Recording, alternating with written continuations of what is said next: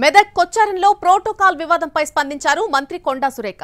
గతంలో కేటీఆర్ తన మంత్రిత్వ శాఖతో సంబంధం లేకుండానే తెలంగాణలో అన్ని ప్రారంభోత్సవాలు చేశారని గుర్తు చేశారు. ప్రోటోకాల్ గురించి మాట్లాడే నైతిక హక్కు బీఆర్ఎస్ నేతలకు లేదన్నారామె. సంగారెడ్డిలో జగ్గారెడ్డి ఎమ్మెల్యేగా ఉన్నప్పుడు ఓడిపోయిన చింతా ప్రభాకర్ ప్రభుత్వ కార్యక్రమాల్లో పాల్గొన్నారని తెలిపారు. సునీతా లక్ష్మారెడ్డి మాజీ ఎమ్మెల్యేగా ఉన్నప్పుడు శిలాఫలకంపై తన పేరు రాయించుకున్నారని అన్నారు.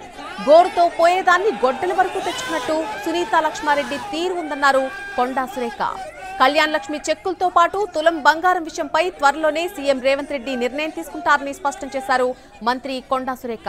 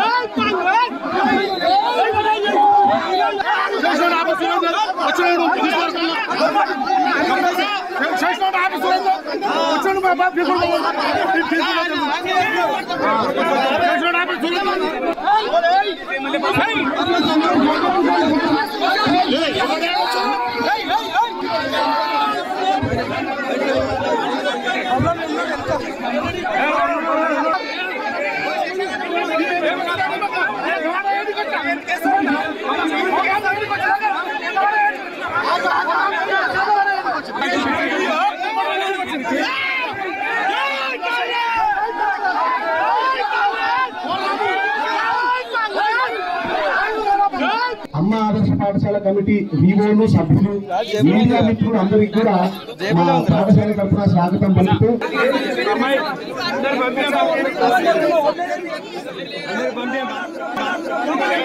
ప్రోటోకాల్ గురించి మాట్లాడే నైతిక హక్కు బీఆర్ఎస్ పార్టీ నాయకులకు లేదు.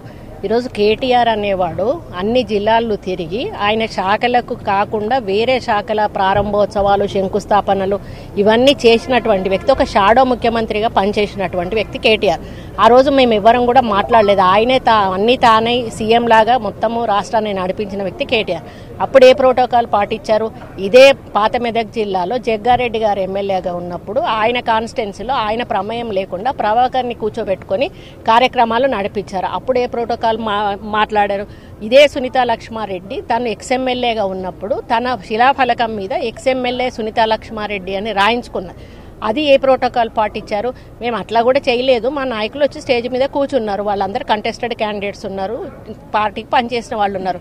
నేను ఎక్కడ వెళ్ళినా, ఇప్పుడు నేను వరంగల్ వెళ్ళినా కూడా మా పార్టీ వాళ్ళు వచ్చి కూర్చుంటారు.